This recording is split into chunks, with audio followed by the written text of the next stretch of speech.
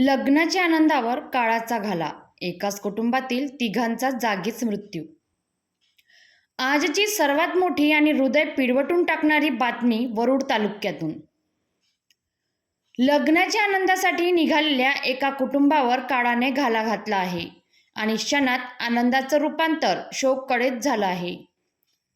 मिळालेल्या माहितीनुसार कामठी तालुक्यातील खैरी येथील न्हाणे कुटुंब आज सकाळी भाचीच्या लग्नासाठी बुलढाणा जिल्ह्याकडे निघाले होते. मात्र वरुड अमरावती महामार्गावरील खडका फाट्याजवळ त्यांची मारुती सुझुकी वॅगनार कार भीषण अपघाताची शिकार झाली.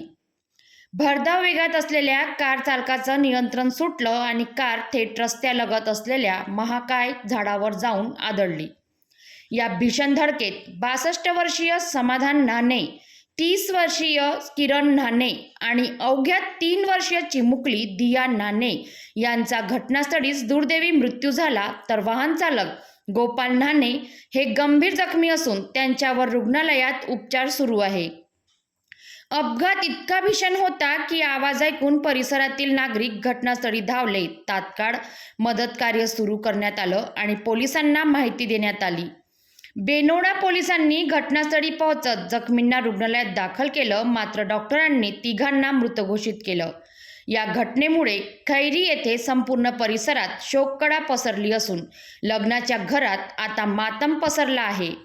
एक क्षणाचा वेग आणि संपूर्ण कुटुंब उद्ध्वस्त.